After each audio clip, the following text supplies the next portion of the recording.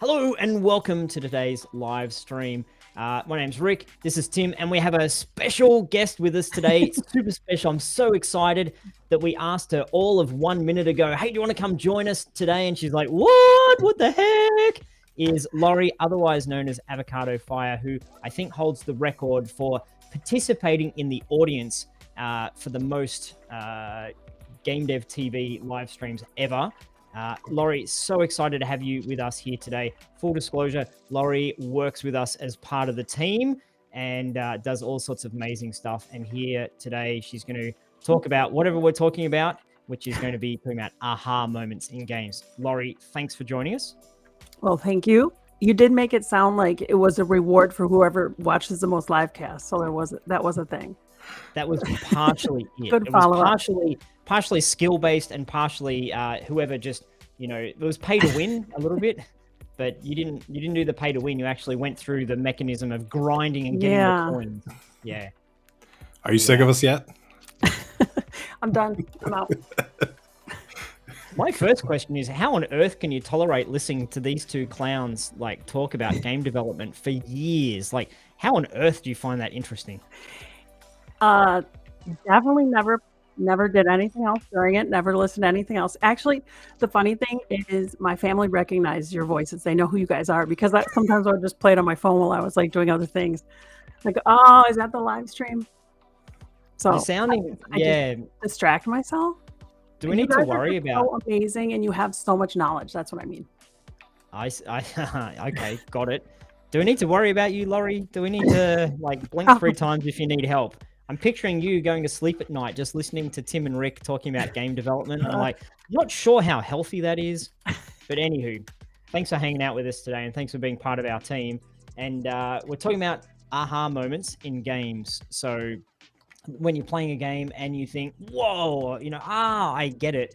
And to kick off for me, I had, I don't know how to talk about this without spoilers, but has anyone played BioShock, the original BioShock, and the feedback, the directions you're getting from the narrator, the would you kindly. So he's saying, would you kindly, it's basically a way of guiding the player through the game, which I thought was a nice way of doing it, but wrapping a story into it. And there's a moment in there where the narrator or the guide reveals their true colors. And that for me was all along, it all makes sense. I won't give you the exact spoiler, but BioShock had so many narrative aha moments for me.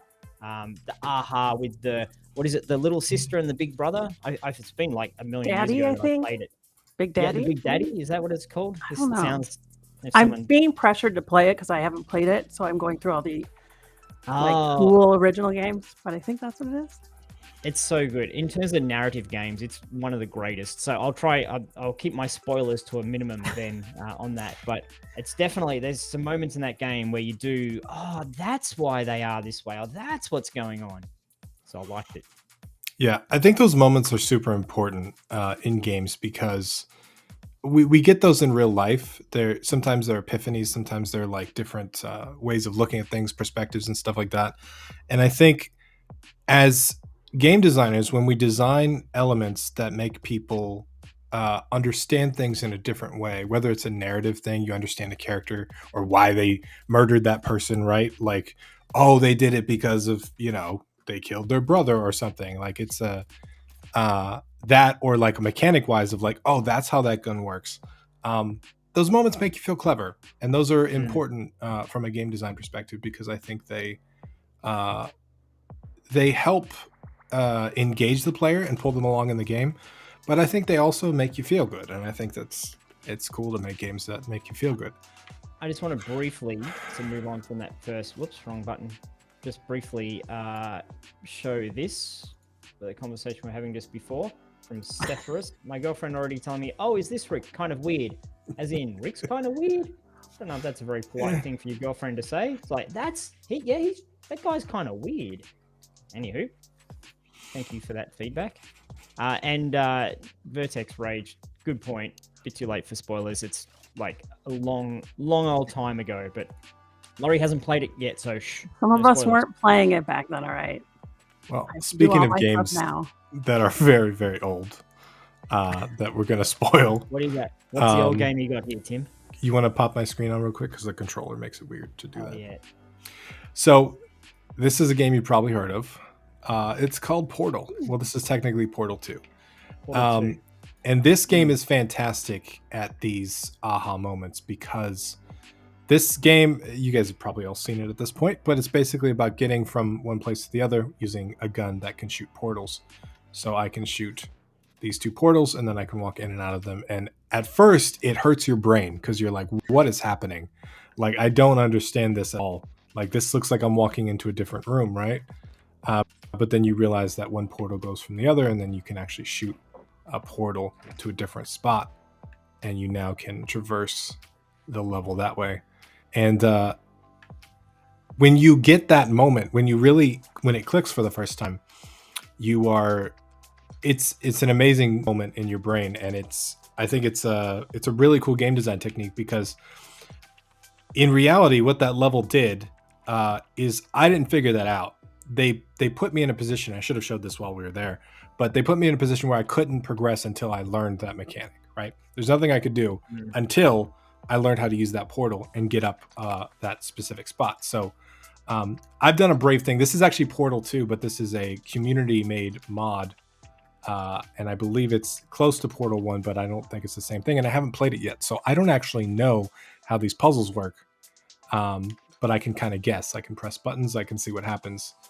And so it's going to be extra fun to kind of be able to do this live and figure all this out.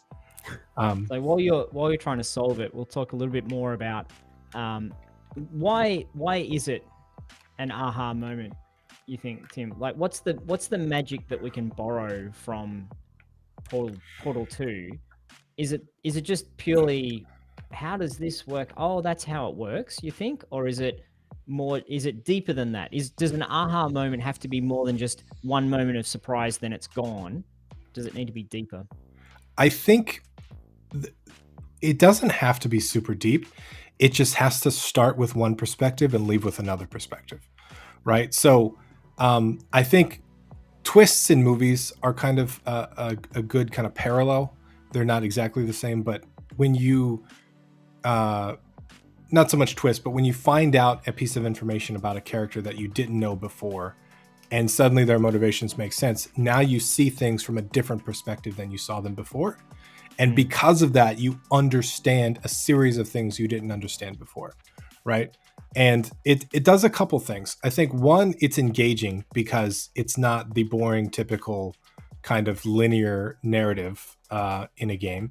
The other thing is people play games because they want a more engaging experience than a movie, right? Most of the time, there's some visual novels and stuff like that where they want that kind of experience, but like a lot of times they want engagement. And this kind of technique really engages your brain quite a bit. It really makes it to where you have to kind of think through things. And the other thing is it really does make you feel clever. It feels really good about yourself, right? When you figure something out. And that's what I'm saying is I feel kind of stupid at this point because I don't fully understand. I can see you stalling, man. You're like, I'm just going to keep talking, but you're going around in circles. I don't fully understand how this level works. Push the button. And I'm doing it live. And if anybody wants to help me, by the way, you focus on playing the game. Laurie, I feel like the aha moment is like a learning moment almost. Even if it's something simple like how to use a weapon or something, but it's that feeling of like, I get it. Yeah. So it can be a lot of different. I think puzzle games really push those aha moments because you have to figure them out. There's a lot of aha moments in other games too, but I think it's that learning. For sure. And I think the learning kind of requires a little bit of, it requires a little bit of struggle sometimes, right? And I think the more struggle, the more valuable the learning is, right? If you spent 10 hours doing something and then you realize that there's an easier way to do it, like, part of you might feel stupid for spending 10 hours doing the thing when you could have done it in an hour. But the other part of you is like, oh, I've learned something and I've made my life better. And now I understand this thing and why it is the way that it is. Sometimes less is more as well. I think as game developers, sometimes we fall into that trap of, I need to show all of the information. I need to give lots of clues and lots of help because one person in the playtest session didn't understand what was going on. Right? I think it's super important to remember that part of playing a game is figuring out how to play a game, and that's what a lot of people enjoy. Here it's not clear. So if something popped up as a little hint saying, "Hey Tim, make sure you shoot the white wall, not the black wall, because white indicates you can put a portal on it," then it solves the riddle for you. I just got the aha moment. You guys see that live? Yeah, I figured that this barrier was was lowering, and then I could shoot a portal through there, and I was like, "Oh, that's how it works." So in this puzzle games are great at this. Inherently have a lot of aha moments because you're constantly figuring out the solution. Yeah, and I guess we should actually talk about the downside of that as well. And aha moments can only happen once, right? That's part of kind of the inherent nature of them. Can they only happen once? Well, if you forget them, they can happen again. Like, for example, if you play Portal 10 years later and you're like, I don't remember how any of this works. But like, I can never, if I were to play this puzzle again, I can't struggle again with that, right? Like, I know how that whole thing works. I understand it completely, kind of how it works. So it is a downside of puzzle games, and I think that's why we've seen kind of a decline on how well puzzle games work on Steam specifically, because a lot of times puzzle games, they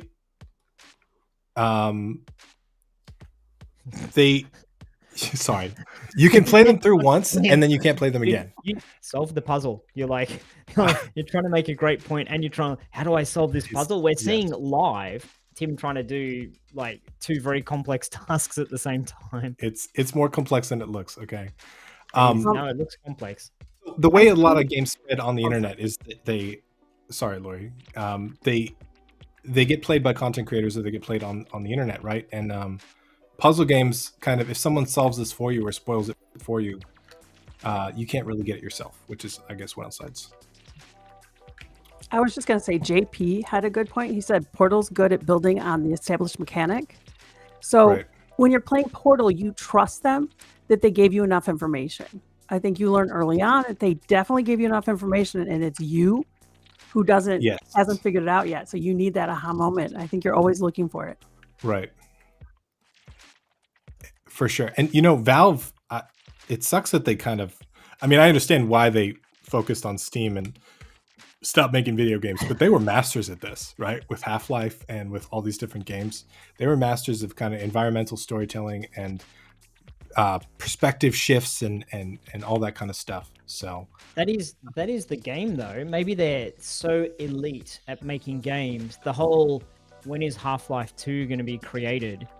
Like, maybe that's the game. Half-Life 3. Sorry, Half-Life 3, yes. They're hoping someone will create Half-Life 3 on Steam, and that will be their win. There's a joke that says Gabe, the founder of Valve, can't count to 3. Because you got Portal, Portal 2, you got Team Fortress, Team Fortress 2, you got Half-Life, Half-Life 2. They even made like a Half-Life 2.5 or something like that. Yeah. Possibly. So, So basically, designing these type of games are important because you are essentially giving the player credit for your puzzle. This puzzle, I know, is designed to make me struggle and think and look around and kind of wonder how things work, right? But they've given me kind of this freedom to discover that for myself, and they make me feel smart when I finally figure that thing out. So it's really important from that perspective that the designer is kind of delivering that experience to the player. Yes. Laurie, do you recall any aha moments you've had in games? Games or movies or books or any things where you like, I would say the most recent one that I thought of was when I played through Slime Rancher 1 the first time.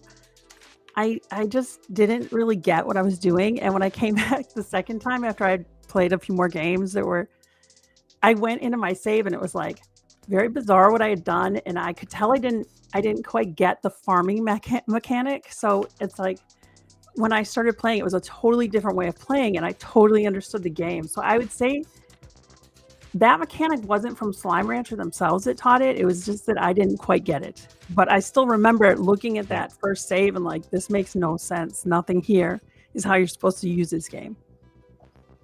I think the only thing that might have helped is if I think they were remedial enough. I think I just didn't get it. So that's actually an interesting point too, because there's a lot of games that rely on kind of existing genre knowledge to play them. Yes.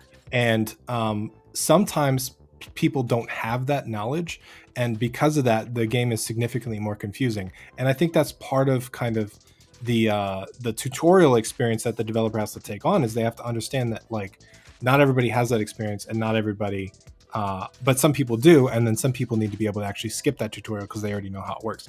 My fiance has never played a turn-based strategy game before, and I sat her down in front of Battle Barn, and she moved a couple dudes, and she didn't know that she was supposed to end the turn. She was like, "Why would I end the turn?" Like she didn't understand the concept of the strategy game, and I was like, I never thought of that before, because like she hasn't played turn-based strategy games, so she doesn't know that fundamentally you take a turn, he takes a turn. She was asking, why aren't the guys moving? Like she thought they were supposed to attack her in real time. She didn't have a concept of that. So, that's just something else to keep in mind. I think that's a really good point, Laurie. And also, I think there's a real skill in, if you look at TV shows, particularly, I think The Simpsons was a master at doing this. There's inherently, it's a cartoon for kids, for young folks, but then wrapped up in that, there would be jokes and situations that only adults would understand. So it has multiple layers. And I think a good game has that as well. For someone who's a beginner, they get that beginner aha moment, whereas someone who's maybe been playing the game for a long time has a different sort of aha moment.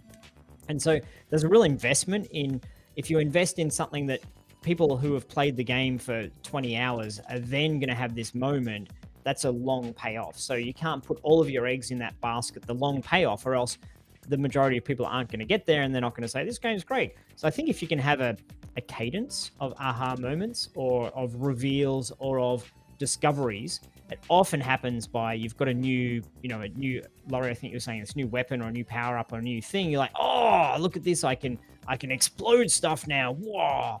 But then also, if you can give folks that later on as well, then that's also, I think, very rewarding. For sure. I was just going to ask how an aha moment differs from a wow moment. So if you were to do something now and you would explode and it's like kaboom, you're like, wow, that was cool. Is that an aha moment, or is that a totally different emotion or a different mechanism? I think a wow moment is something that just takes you by surprise, or blows you away, or makes you really intrigued, or is really interesting. I think an aha moment is a perspective shift. So, I use the example of like, you see this really evil character in a book you're reading, right? And he's mad at the world, and he kills people, and he does all this stuff. And then you're like John Wick is a great example. Let's say John Wick, if you guys haven't seen it, let's say John Wick happened without that intro scene, right? And you're just like, why is this guy murdering everybody? Like, what's going on? And then you realize that these dudes broke into his house, they stole his car, and they killed his puppy that his dead wife gave him, right? Like, suddenly you're like, oh, like, murder's not legal, but if someone's going to murder a puppy, I understand why he would murder Retribution. them. Yeah. Yeah. So it's like it's a perspective shift of like, I used to think this way, and now I think a different way. Whereas a wow moment, I think, is anything that can kind of excite you, or blow you away, or be really, really interesting. Another question someone asked was, they said, where's the line between an aha moment and a frustrating moment?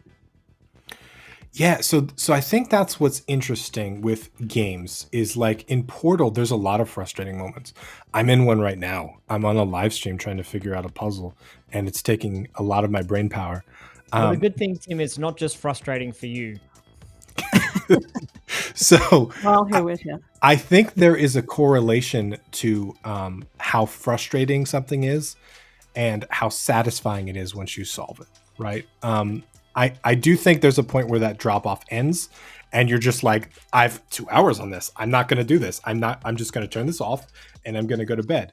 But generally, I think Portal is a game that tends to do it very well, and kind of make that work. the more frustration, the bigger the aha, I think. And it's an interesting, there's a mechanism in say team building that the bigger the initiation, the more someone really values being part of that team or the group or the in-group. So, this is why hazing is such a, accepted's the wrong word, but such a big part of someone wanting to be in like a frat house or something. You go through all this humiliation, the pain, the torture, the torment, and then you get accepted and you say, well, there was such a massive rites of passage to get in here that I really value the membership in this group. Right. And there's a lot of... It's almost like a Dark Souls of thoughts, not Yes. skill with your fingers. Like Dark you get into Souls, Dark like- Souls, you're cool now. You made it through Dark Souls. I have not. made it through Exactly, Dark yeah. Souls. If you can beat Dark Souls, then it's me. But it's that same feeling. I think this was a lot of the way games were back when I was young. There was no... You play a game and you play a level for 2 hours, and then you fall down the hole, and then you have to go all the way back 2 hours, or you have to start all over again, or you used up your 3 lives and you have to restart from scratch. And frustrating as hell. Like you yell and scream and toss the controller and all that kind of stuff. But then you come back to it because it's the mountain that you're going to defeat no matter what. And so obviously there's a type of player who appreciates that and a type of player who does not. And I think the type of player who is young and doesn't have a job and a family totally appreciates that because they've got time to invest in that and it's meaningful. But, the busier you get in life, the less tolerance you have for these things. But yeah, I think we're all enjoying being frustrated with Tim trying to figure out this puzzle. And No, I think I eventually, got it. I think I when we got get it. it done, Okay. we're all gonna be like, oh, gonna- thank God. Is that a thank God moment or an aha moment though? No, it's gonna mess. Never mind. No, never. No, never You mind. think you got it? I almost Okay, had it. Okay, so let's help Tim work through that. I haven't been watching this at all. There's clearly a Let's laser. let's collectively figure this out then. Let's try that. I'm just looking at this from scratch. I haven't been I've paying seen attention. Dim Dealer give us lots of points, and I think he stopped. I think he gave up on us. Okay. Give it up. Well, there's Like 2 10 doors I minutes. have to open, right? This door opens by either this button or that laser acceptor thingy. I think I've got it. I think so. The beautiful thing about this game is it gives you the information is all there. So Yes. you feel like I've got all the bits I need. I just need to click them together. Exactly. Like I could put this So you like need that. the block out there. Dim Dealer was trying to let you figure it out on your own. How kind. He was trying to give me an aha moment. That's great. I'm just gonna hold on. So Okay. there you Boom. go, that's outside. Lottie asked the balance between a challenge and what you expect them to know. That is a good question because they said it's hard to know how much information to give people when you're developing a game. So is the question, how do you know how much information to give? Yeah, I think so. How do yeah, you know how to make it challenging but not frustrating and like the basis of game design here?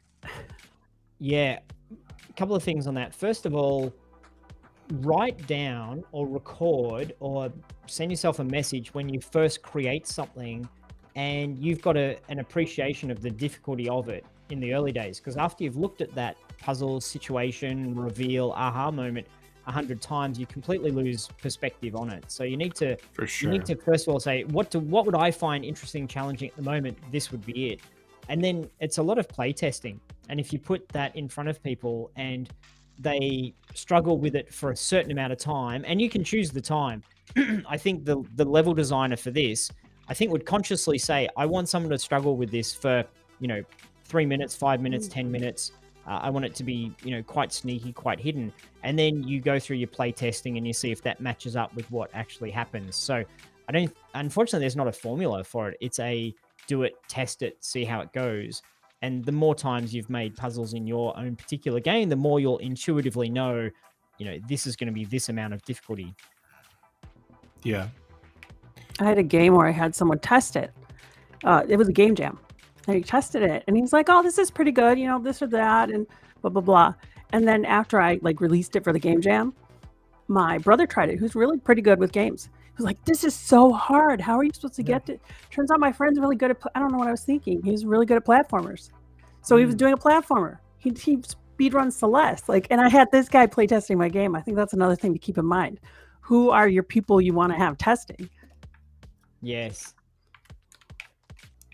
Tim, did you just make progress there? I did. Oh God. Tim's out now. I had it, and I got too greedy. Okay. Oh, it was an oh no moment. It was an oh no. Is an oh no moment just as valuable? Here's my theory. Maybe Laurie, you can give tell us me your theory if you agree with this. While Tim wrestles with the emotions he's feeling, is giving someone any sort of emotional response in your game, a heightened emotional response, is valuable and makes your game better. So Tim just had a oh my god moment, which that for me is way better than a game where he didn't have that feeling, because he knew he did a dumb thing and he now has the consequences for it. And that for me is a better game than something that doesn't make you feel that pain. What do you reckon? I like it. I mean, I'm definitely a pain gamer, so I do understand it. But I play Battle Royale. That should tell you enough about my pain. But it's it's like once you fail, then winning feels good. For sure. I think games are art, and good art makes you feel something. Yeah. And I think obviously you have to be a fan of this genre. I did it. I'm so excited. I did it. Ooh, wow. I did it. Okay. So I feel the stress just draining away from me. I don't know how you feel about this right now. Everyone watching at the moment is like, oh my god. Okay, but in order for this to happen, right, I had to have actually a series of aha moments. I had to experiment. I had to understand that these things get rid of the cubes and my portals on each individual side, but this gate doesn't destroy these portals and so on and back forth. I had to go and understand a lot of things fully, and I think that's one of the things that aha moment can do mechanically too, is give you a better, more fuller understanding of the mechanics you're working with, which is super important, right? I also think, like we said, the frustration, I think, makes this more exciting. If I immediately knew how to handle that, I wouldn't be as excited as I am to finish it, which is extra cool. I don't even sure I want to do this. I would say there's also a relationship that the game needs to have with the player where you're clear on what you're trying to give them. So this is a puzzle game. Puzzle games, right. I'm dumb at puzzle games. So I played Portal and Portal 2 all the way through because it held my attention well enough. But I give up very easily on puzzles. I'm like, I don't know, I'm dumb. I don't know how to do this. Like flip the table and then go play something else. But I don't get mad at the game developer or the game itself because I know that's what's expected of the genre. But if I'm playing, a bit of a fun casual game and then all of a sudden there's something really, puzzly to figure out, then that for me, I feel let down because I wasn't expecting that. That wasn't what I signed up for. Yeah. So I think genres are important, right? Like you got to be into the genre first. I think one of the things that Portal did, this is Portal 2 and this is a community made level, just so I hadn't experienced it before, but Portal 1 has a narrator called GLaDOS, which is the most like sarcastic and demeaning robot on the planet. You did really great. Yeah, like, oh, you're only 2%. So exactly. Yeah. So that alone was enough. When I first played Portal, I was just like, this robot needs to shut up. I can do this. Watch, I'm a good human. And then like there's a scene like later on with that, like, oh, be a good servant and do exactly as I say because I've been manipulating you this whole time. And it's like, okay, listen, it was really the narrative in that. They brought a basic puzzle game and they put so much narrative into it. It was really absolutely amazing. So. And it's consistency of experience. We talk about this a lot, that if you like asking yourself, what is the core experience that Portal 2 is trying to give for Tim the player? Like, how do they want him to feel? Probably feel a little bit frustrated, deep level of thinking, and to feel smart by solving the puzzle. So inherently, the experience is we want you to feel clever. And so then you say, let's wrap every aspect of our game into that that emotional journey of feeling like thinking and clever. And so if you have a narrator that is challenging that, or patronizing you in that regard, or supporting that, so saying things like, I bet you feel really clever right now, you're really not, because this is just a test, then it feeds into that whole experience of, I'm going to show you how clever I am. And so I think that's a very practical mechanism that you can take into your own game development. What's the experience? And the experience might be, I just want people to blow things up and have fun being destructive. Great. Now, everything you do needs to feed into that. So the way you do your level loading screen needs to have something to do with destruction. The way you do your character select, something to do with destruction. Maybe you select the character, and then, when you push the start game, everything just blows up. So you want to be reinforcing that emotion and that feeling over and over and over, the sound effects, the visuals you use, and so on. And I think that's a skill that develops over time, but it takes a game from being, it's just a good game, it's got some puzzles, into being a true experience where you really enjoy and you want to talk about it with people. Well, and you know what too? A lot of people don't know this, but the original team at Valve was it was just a project that a couple of college students were working on, and they got introduced to Valve, and Valve hired the entire team because they built this prototype.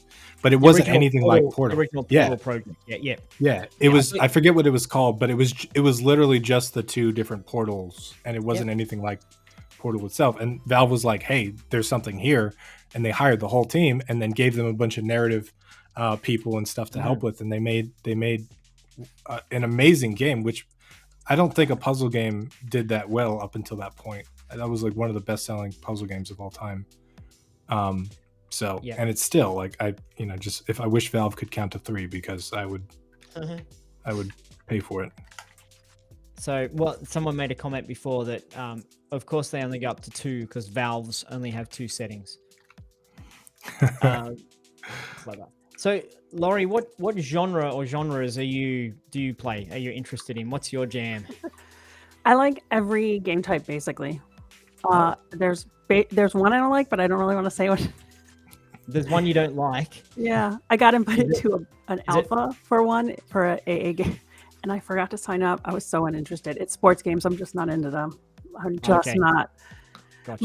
My friend was talking to me about how sports games are like kind of like RPGs where you get the level up and you get better and better. And so I keep thinking I should force myself to try one. But but everything else I love. I love puzzle games. I love indie games. I like farming games. I mean, all types of indie games. I shooters, everything. Shooty shooters. LeBron James is my favorite quarterback in the MLB. That's all I know. Well, I'm from Cleveland, so I don't know. Half of us love him, half of us hate him. Unsure. What is cute there is that, Laurie, you played along with Tim's joke, and I'm not sure whether you understood his joke or not. I totally understood. I'm from Cleveland, of course I understood his joke. We have to. I'm pretty sure, like, if you're living in Cleveland, you have to sign something saying you know who LeBron James is. Okay, gotcha. No, he actually invested in the area, so it was pretty cool. Mom, I did have a question for you personally. So, tips to solve stuff, accessibility, we talk about that a lot. It's something that's really something people are considering, but tips to solve these puzzles, like Portal didn't do it, of course, because they didn't do it, but is it good to add tips to help solve puzzles once people have had trouble a certain number of times? Is it better to have something they can check? It's a good question. I think it depends on the game. In Portal, what I love about Portal is that the mechanics are so simple. It's literally all you have is 2 portals, right? And I think it's okay to leave somebody in a test chamber like this when that's all they can do is shoot 2 portals, and it's the entire point of the game, right? It's literally like that's the whole game. I think the mistake I made in my game is in Philophobia, I added some puzzles to that game, and a lot of the game had been sort of a precision platform up until that point. And so the puzzles actually got in the way of some of the other mechanics. And then on top of that, I think it puzzles can change pace quite a bit if they are too hard or too easy, right? So if your puzzles aren't on point to where the player's mechanical skill is at that point, you can completely knock them out of flow. They're having a good time with you playing your game, and then all of a sudden they come to the thing and they can't solve it, and it frustrates them, and then they quit. It's actually an exit point for a lot of games because they do that wrong. So the right puzzles, I think, are important, and the only way to find out the right puzzles is just do a lot of playtesting, unfortunately, because one of the downsides of puzzle design is that you can never solve your own puzzles because you know exactly how they work. So you have to do playtests, and you can never reuse the same playtesters on the same puzzle, which is another thing because they know how it works. So you have to constantly find new players to playtest. But I think once you find the right puzzle, depending on the genre, if it's a match for your game, I think there should be an accessibility setting to kind of help people solve it if they're not interested in that. I don't think Portal needs it because, again, I think it's the whole point of the game. Like if Portal would teach me how to solve the game, I think it would kind of defeat the purpose of the game. But there's a lot of games where, I think Resident Evil is a good example. Like there's a lot of you're shooting zombies and then now there's this puzzle that you have to understand to get past. And some people like the shooting zombies part, some people like the puzzle part. But I think, there's a lot of games that have those extra settings where if you struggle for X amount of minutes, then a tip pops up or a character will call you. That's a good point. What is the game? If it's a puzzle game, then I don't think you should be giving hints or clues if that's the whole point of the game. Because nowadays, if it's a game that's got any sort of traction, you can go online and someone else has solved it. So, to have maybe a wiki that is outside of the game experience. So if you're the sort of player who says, if it's available to me in the game, I'm going to use it because that's smart game playing. That's me. If there's an exploit within the game, then that's me playing the game to win the game. But if I have to go outside of the game online to look in a forum to get the answer, then I know that's cheating, if you will. But if I need to do that, I need to do that. It just changes the category. But if the game is telling me, oh, hey, I'll help you through this, then I kind of feel personally devalued from that happening. But the one thing I'd add to that is Portal is like a spectacularly good game that obviously the level designers are elite, and obviously they had a lot of playtesting, a lot of feedback, a lot of refinement and improvement. If you've got a game that you're working on and people get stuck, then it might be that your game is good, but that you haven't quite nailed that part of it. I think it's okay to give hints in our indie games so that it doesn't break the overall experience. It might make the game not quite as good, but I think that's better than people getting to the point and saying, this sucks, I can't figure it out, I'm done. So I think there's a bit of a trade-off there. And aspire to get to the point where you don't need to give people hints and clues and whatever, because you've designed it so well, but don't allow people to get stuck. Yeah. And getting stuck is an important point because I played an escape room game, for example, and there in a room, any given room, let's say it was like a living room with a TV on and a bunch of stuff on the table and a bunch of stuff, and I had to figure out how to escape from there. And that type of game has a lot of elements. There's a bunch of stuff on the table. There's stuff on the wall. There's stuff in cabinets. There's stuff all kinds of places. And so getting stuck is a lot easier because there's 1,000 elements that I might have to deal with. I found keys, but are these keys relevant to those locks? Do they work with those locks? I don't understand. And so it's a lot easier to get stuck when the more elements you add to a puzzle game because there's a lot more red herrings. There's a lot more places for people to put their attention when they shouldn't be focusing on those as part of the core puzzles. And I do think those kind of games need a lot more hints than a game like this does. It's really I'm stuck because I'm not fully understanding the method. But I fully understand the mechanics at play here, right? And some escape room games, for example, they don't fully explain the mechanics until you discover them. And I think it can lead you down a path that you're not really sure of. So getting stuck is absolutely one of the main things that you should focus on for that. And you don't want people to just be able to button mash to progress. As I don't know what I did, but I did some things and it worked. Right. You want it to be conscious and deliberate. button mashing obviously is a little bit more for like fighting games. How did you do that move? I don't know. Well, let me ask you this. Maybe I'm taking a different look at it. Say you're playing Street Fighter, Tekken, whatever, and you get there and you're like, okay, I'm going to do some things, and then just like, you push a bunch of buttons and do a really amazing move, and you're like, whoa, that was cool. Do you feel that is an aha moment? Or if it happens through something that you didn't really do yourself, you don't get the aha because it's not a reveal. It's not a, I did X and got Y. It was a Y happened. That's interesting, but I don't know how it happened. So therefore, I don't feel the aha. See, Dave stole the aha from me. Dave stole it. I think and then aha if it's just buttons. I personally feel, but I'm not really into the fighting games as much, other than the shooters. So there's a second genre. I don't. I feel like we're slowly aha finding the moments genres that brain. Laurie's not into. What was that?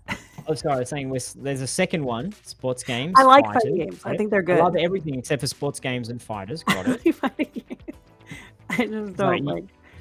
So do you think if you discover something accidentally and you don't know how you did it, is that an aha moment? No. So that is actually very dangerous in puzzle games. If I manage to solve a puzzle and I go through to the next area and I don't understand fully how I solved that first puzzle, a lot of puzzle games are iterative and they will rely on the knowledge that you picked up in that first puzzle for the second puzzle. And if you go to that second puzzle that requires knowledge that you learned from the first puzzle that you didn't learn, you're stuck. You're totally stuck. You don't even know you're stuck.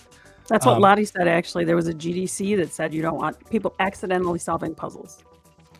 Yeah, for sure. You definitely don't want that. I think the other thing is players should understand why they're stuck, or they should understand generally kind of what's wrong with their experience. Why is that on? I don't understand this.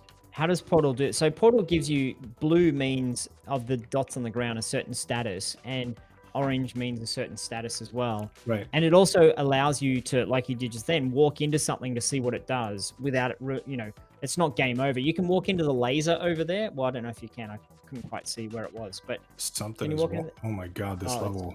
It's a mystery. But you can walk into a laser. Do lasers hurt you? Do they kill you? I forget in Portal. They can if you stand in them. They like hurt you at first and then they'll eventually kill you. Right. So it gives you an opportunity to discover, which I think is important.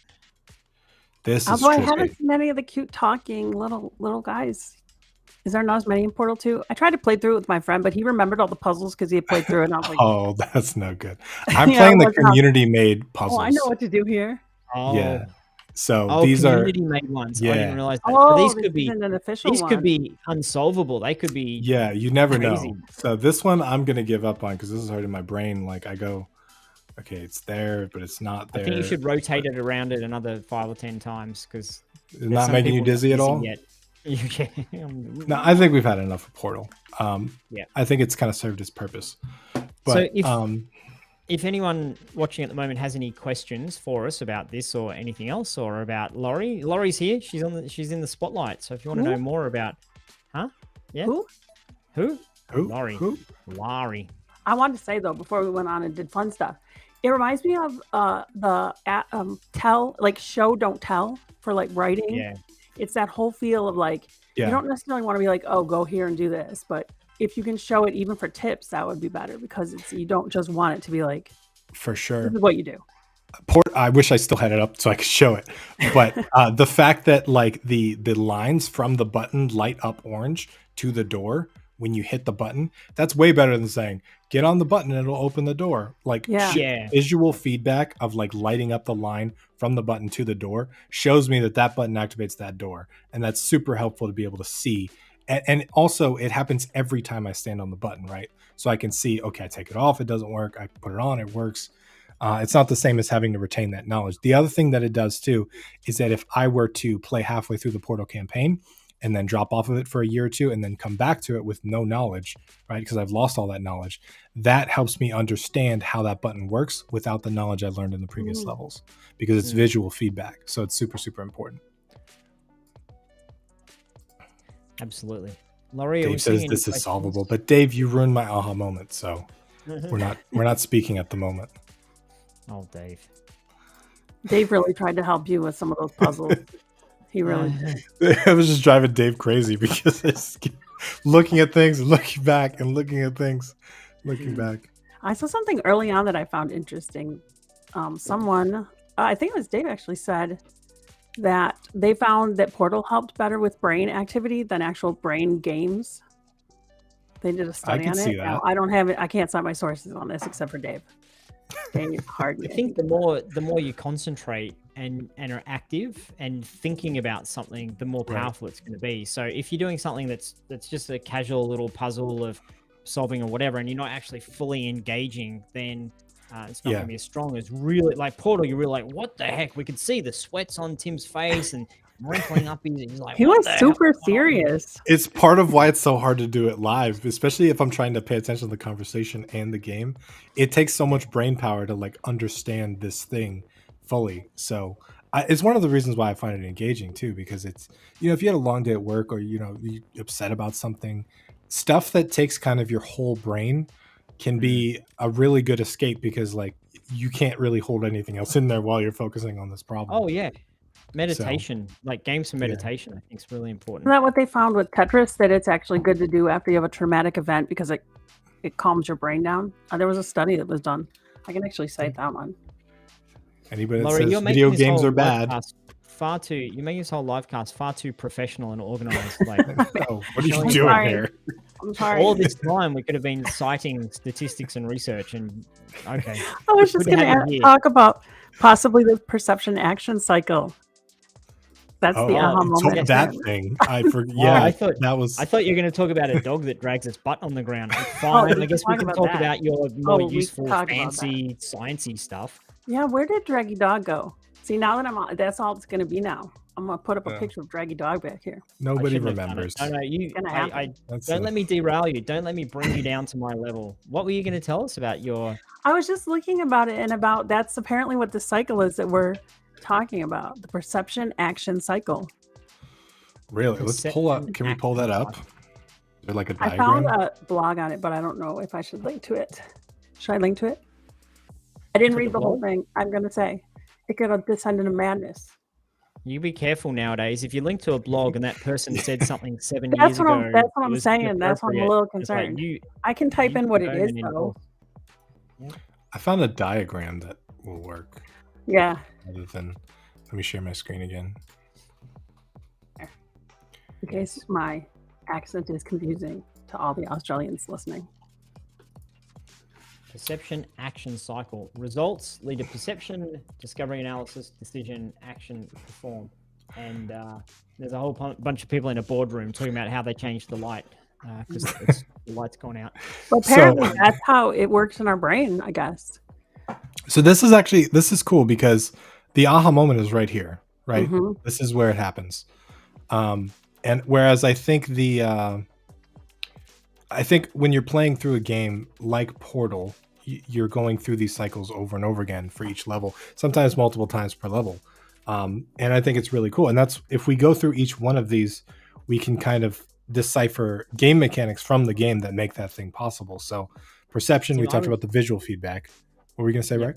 I'd argue that results is where the aha moment comes.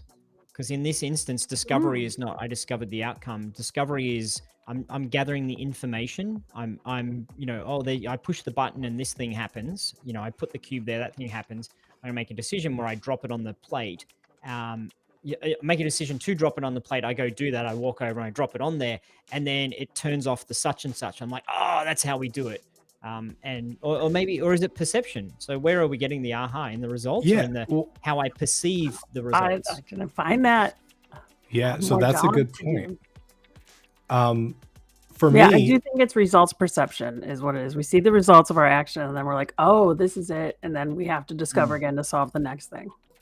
Yeah. So I do think that a lot of before I make a decision, I think I'm analyzing the situation. So I think this comes down to whether or not you understand the mechanics or not, because I think if you don't understand the mechanics, the action is how you discover the mechanics. For example, the button we talked about, when you put the cube on the button, you see it lights up and you see the door opens. So you have to perform that action to even get to perception to understand how it works. So I think there are definitely moments where that happens. But I think when I was playing through that game right there, I was analyzing it. I was discovering, and then I was like, oh, if I do this, then that'll happen and all of that.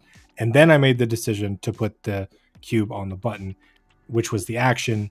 And then I got the results. So for me, it felt like it was discovery analysis where the aha happened for a lot of that stuff. But if I didn't understand the mechanics, I could totally see how it would totally be results focused too, because it's a lot of trial and error when you don't understand things. I could see that point totally. I should have known Tin would grab the diagram. The diagram guy. What about me would say I like diagrams? I don't know.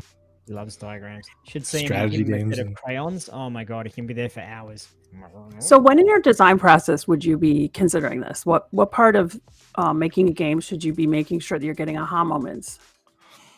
Should you add those after, or those middle, or those at the beginning of the design process? If it's a puzzle game, I think you're starting super early, right? The puzzles are the core of your prototype. Like that's you can start a puzzle game with like super cubes and just nothing and make those puzzles out. So I think you're starting that super early for a puzzle game. I think depending on again, it's complicated because there's so many different genres out there. I know, that's what I'm here for. There are puzzles in games that are not inherently puzzle games, and I think those games you need to understand where the player's at that point to kind of properly convey that puzzle. I think Resident Evil is another good example. If they go into a steam room or whatever, and there's a valve that's like locked and jammed, and you need a crowbar to get out of it. You don't know that yet, but you have to go find the crowbar. And so that's kind of a puzzle of like, what do I do? How do I undo this valve? I think that's a game that kind of requires environmental knowledge of where the player would be at that point, and the puzzle is based on an environmental hazard that would be in the space that they are in that game. So those come in a little bit later, I think. And I think the good puzzles are designed around the situations and mechanics the players are in at that point in time. But again, for puzzle games, it's like super early. So it just depends on the genre. Yeah, not all games need to have aha moments. You think there's games without aha moments? I think so. Yeah. Like if we look, there's a little bit of an aha when you first click a button and the game loads up, but I don't know, not really. You're not like, whoa, aha. But if you're playing sports games aren't created to have aha moments. I don't really think. Maybe if you discover how to do a move that you didn't know you could do. If you're playing a first-person shooter, is there an aha moment? Maybe in multiplayer games you have an aha moment. Or that person was hiding around the corner. Aha. Right. But not really. I think it's a different sort of feeling that you get. There's more, the discovery in those sorts of games is a little bit more of the organic discovery of tactically, that's where you are, I'm going to do a thing, as opposed to, oh, that's why I wasn't able to shoot you. More the mental than the I'd say shooters are adrenaline. That's what you're going for when you play shooters. Yes. I'm outing myself right now. There's a lot of faster ones. My friend had a Fitbit on one time, and his heart rate shot up when he won the game. He's like, oh my gosh, you can see it on the graph. And so I think that's what you're going for when you play the shooters, not the mental. Yeah, oh, wow. For sure. Yeah. And making players feel smart is not always the goal, right? Like it's sometimes making players feel excited, making players feel, different things, different emotions. Sometimes it's sad. Sometimes, it makes you want to cry, depending on the types of games you're playing. I think with narrative-driven games, you can have a lot more of that aha in there because you can craft that. That's part of what you're trying to do, crafting that story and discovery and etc. I mean, back to BioShock, there's one of the earlier games to do that. You can go and pull on the narrative if you're interested in it by picking up the tape recorders, I think they were, and then you listen to what's going on. And then obviously that's become a pretty good mechanic over the years. But for me, I don't care about narrative very much at all for most games. But BioShock, I was kind of a bit more interested because I was already immersed in that world. So I wanted to listen to the extra flavor that was going on. But I really like that to say, if you're the sort of player who likes it, you can have more. If you're the sort of player who's not interested in it, we're not going to force you to sit there and watch a cutscene. But I hate watching cutscenes if it's not relevant for how I take action. I just got to call out some Class A humor. Aha, I shot him in the head. Actually, I agree with somebody where they said the aha moment. It was Agony Bot said the closest thing to an aha in FPS is finding a new sightline. I thought the same thing because the new maps came out in Overwatch 2, and they're really kind of fun to figure out. They made them way better. They used to be linear, and now they've made them so that there's more options. And that's really the closest I've gotten to. Also, is the maps, figuring out where the best place to go is. But those really don't feel like a Portal aha moment. But I feel like that's in discovery analysis, though, right? Not so much in results. True. It's analyzing and discovering what's in front of you. Rick, did you like patting yourself on the back there? Welcome to Rick Pats Himself on the Back.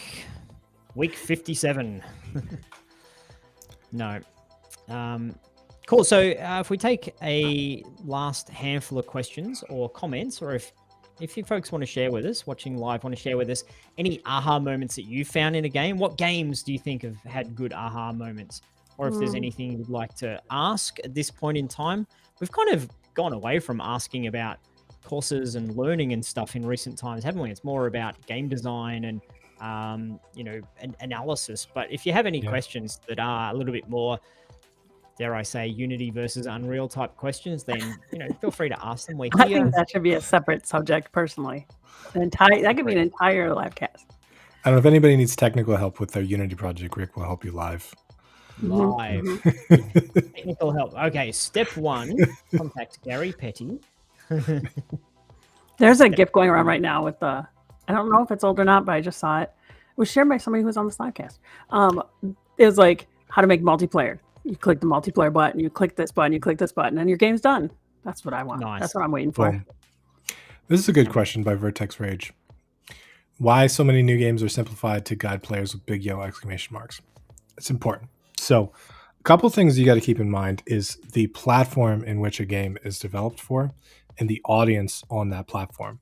The more console you get, especially to Switch, like if you go to Xbox or something like that, AAA games, those games are for more casual players. And a lot of times casual players don't like to figure things out. They don't want to be presented with problems and challenges.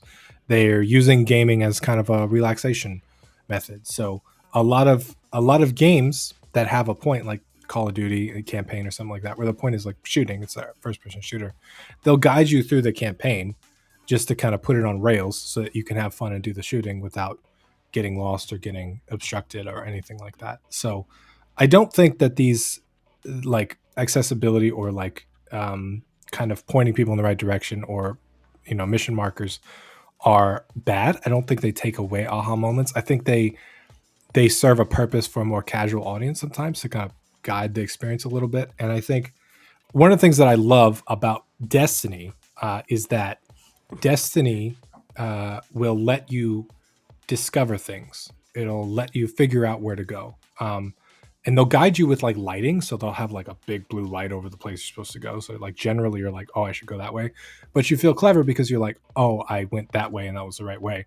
But given a few minutes where you don't go through that hallway, then the marker appears. And then it's like, hey, you should go through this hallway. And it's like, oh, okay, because I got lost and now I know where to go. So I don't think it has to just be that or not. I think it can be a little bit of both, which Destiny 2 does really well. Cool.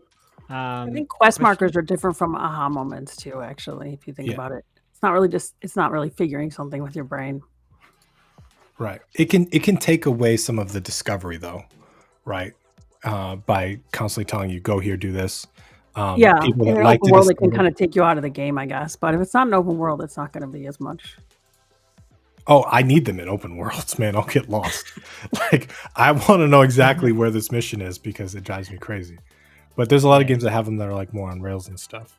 I'm playing through Cyberpunk again, and I need those markers, man. There's way too much stuff in that city. I want to play that again.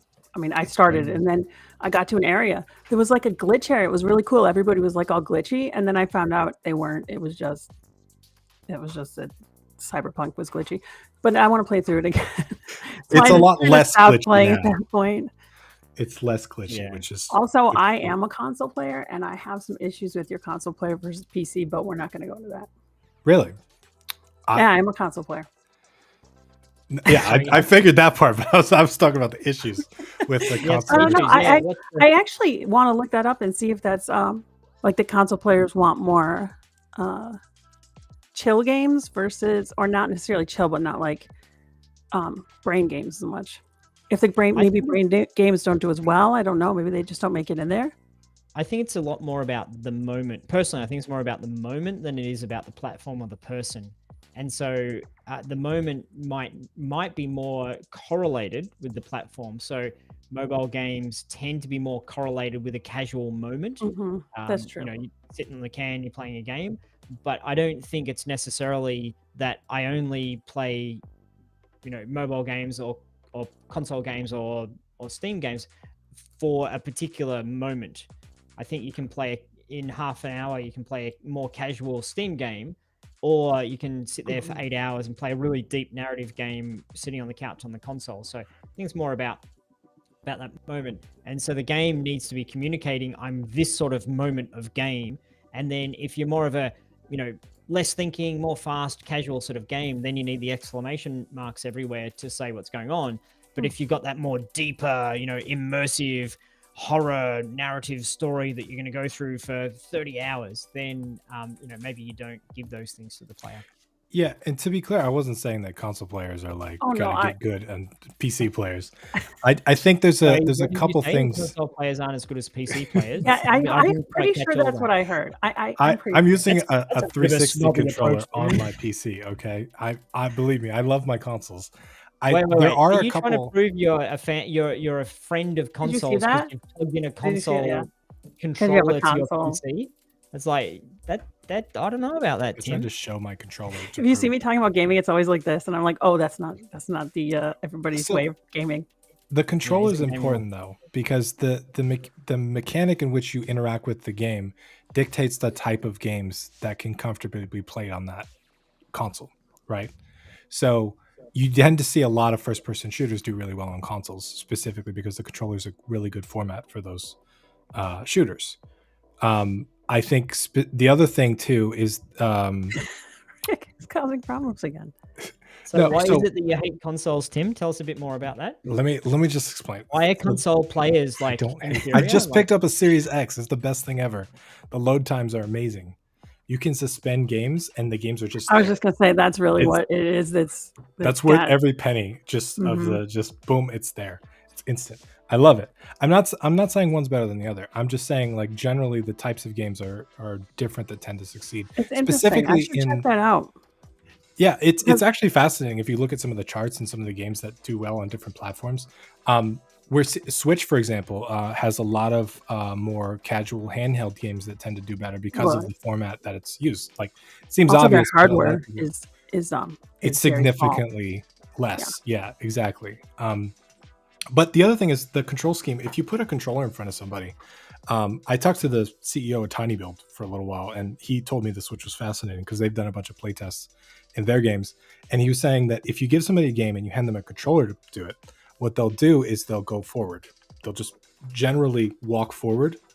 If you give them a mouse and keyboard, they'll look around. They'll do like a 360.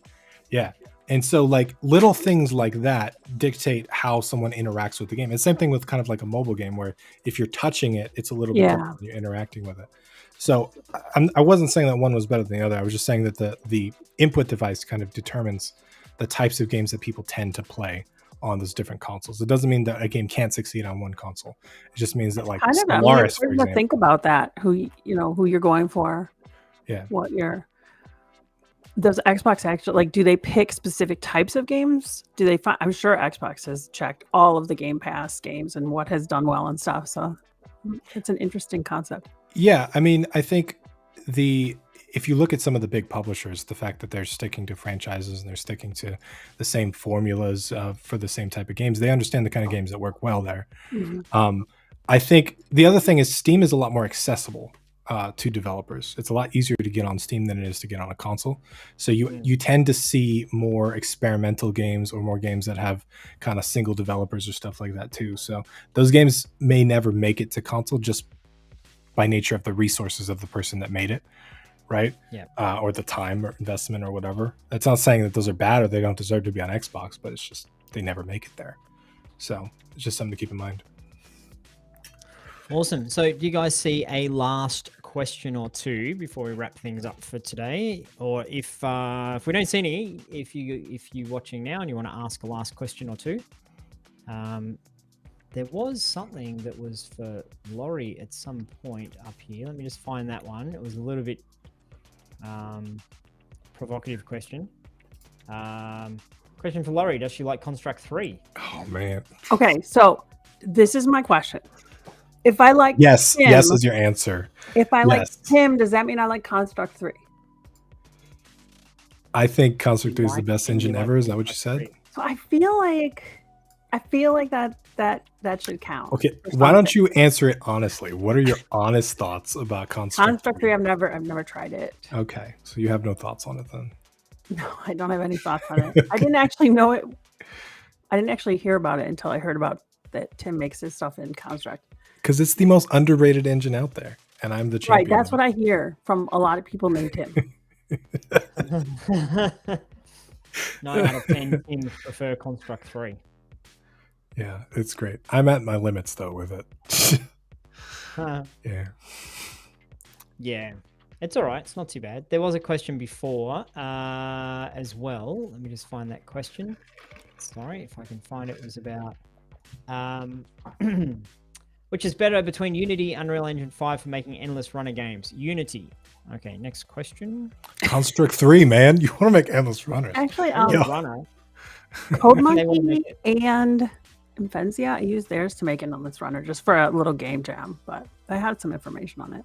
Was it Unity or Unreal? It was Unity, but that's because that's what I looked up, and that's what they specialize in. So You can use both Unreal and Unity are fantastic. Like either engine doesn't matter. But I personally think my favorite game engine is the best for it, which is Construct 3. Are you guys just gonna rag on me this whole time about my engine I- choice? Is that what this is gonna be? Not the whole time. We only caught on Like, this in the last, very I last feel moment of attacked. the live I stream. feel targeted.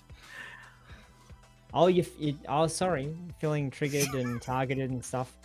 I have to be a lot more careful now. Oh, let's not go down that path. Okay. The little man in my head's like, no, we don't have time to have that conversation about cancel culture and hurting people's feelings and stuff. But Construct 3 is easily in the top 10 engines of all time. Easily. Construct is a game engine. It is in fact. It is One of It is. many. one of the game engines, really. It's it's absolutely up there in the game engines. Tim says later we find out Tim created Construct 3. You know, I've had thoughts where if I was a billionaire, I would totally buy the company that made Construct 3. I would 100% buy it because I believe And in then that you would product no so much. longer be a billionaire.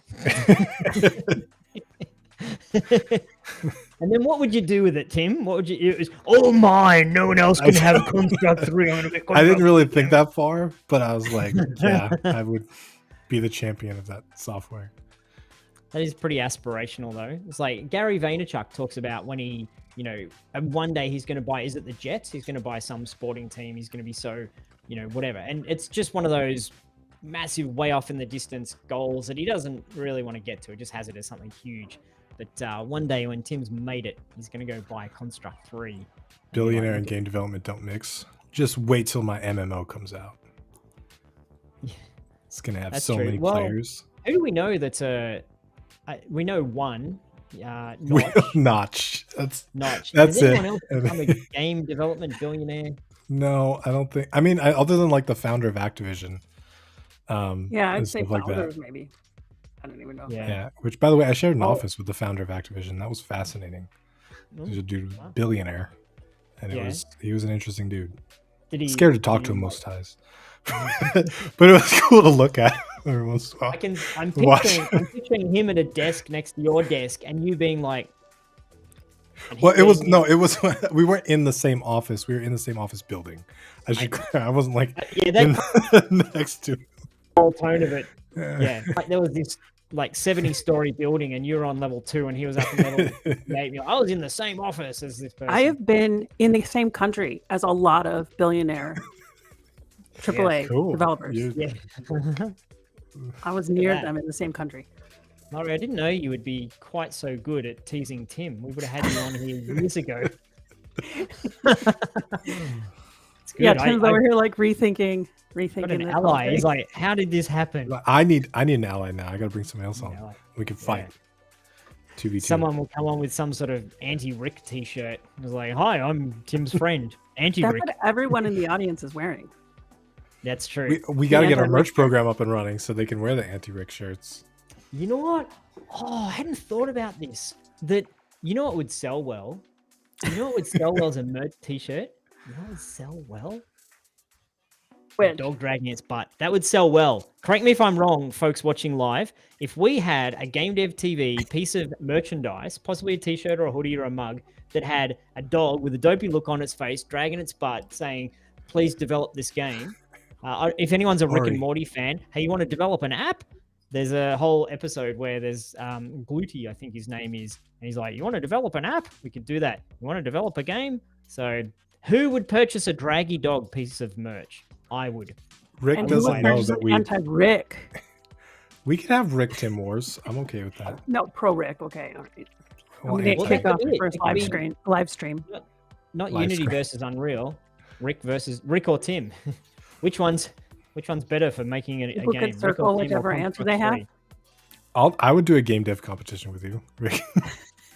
You want to make games and have the community judge them? We can go for that. Oh, wow. No Maybe need to get one. all personal now. Gee whiz. Escalated quickly, didn't it? Huh? Calling my Right bluff? before we moved to YouTube, I made a terrible draggy dog Discord emote, and then Did you? literally right after I made it, you guys moved, and I was like, Oh, "Well, that's no. the end of that." It's terrible though. You can't even tell what it is. But I Well, I send did it and I'll put it on the Discord server anyway. Oh, great! It's so bad. Okay, yeah. People will buy, at least one person's going to buy a draggy dog piece of merch.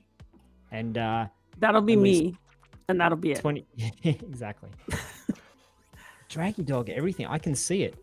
You know what? I don't think this game can ever properly get made. That would just shatter the dream. Yeah, It's the hype is too real now. Yeah. The good news is, Rick, Very Laurie hilarious. and I actually discussed a draggy dog shirt yesterday. So Did you? we were already discussing Dude, it. did I just go and ruin your Christmas present? Oh, I'm sorry. Dude, I'm literally taking notes. I have down anti-Rick shirt already on my notes. Construct 3 shirts. Thank you, Jose. I'll wear it. I thought Yeah. about that actually.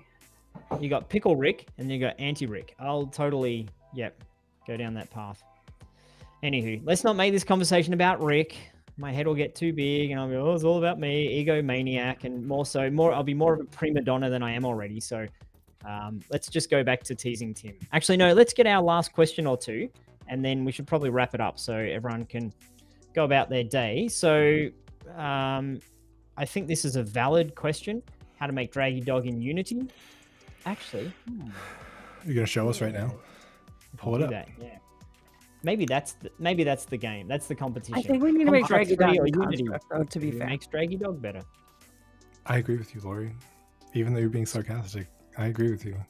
Construct Draggy Dog. I really liked Rick's scratch prototype of Draggy Dog. That looked It was amazing. great, wasn't it? I really think he should have finished it because it was absolutely amazing. It Do was you looking know great. that I learned a few valuable lessons out of that. Number one, you can't make a complex game in Scratch by just sort of hacking it together in a game jam, because after a while things go real slow, even when you've only got a small amount of stuff. So I think Unity is a better engine for making a Draggy Dog game, or Construct 3, of course. But yeah, no, I was pretty happy with how it went. It looked good. So Lottie, I missed Laurie's intro, I guess it is, but I like her. Can she do another into Oh, I as an missed that. outro? An intro as an outro. Lottie. I'm not exactly sure what that request is, but I think they're requesting Laurie again on Livecast. That's what I think. is it? I don't know about that one. Yeah, what do you think, Laurie? Do you think you'll come back and be... You're a natural. Seriously, you're a natural. Hey, Laurie, you want to come on the Livecast right now? Do I have to? No. Literally. Okay, fine, come on. And You're then, like in the next awesome. minute. So, you know what? Let's do a little vote in the live chat. I know we're dragging on now. People are like, look, would you guys just wrap this up? But I know. We're going to wrap it all up. those 10 all minutes. those who'd like to see Laurie come and join us again, because personally, I think the tone of the conversation has gone up intellectually and gone up in terms of giving crap to Tim.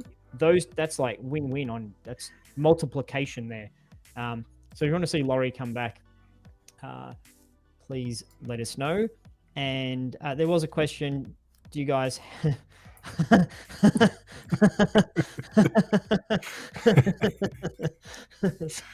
You made Rick giggle. I did. That's meta. I love it. Okay, so okay, cool. So there was a question about, do you guys have any other courses coming out? Yes, we're working on a bunch of stuff. It's been a little bit slow of late of releasing things. We do hopefully have our next step of the pixel art series, the pixel art characters, teaching you how to make characters and to animate characters using pixel art, Libre Sprite. So hopefully this month we'll be getting that out.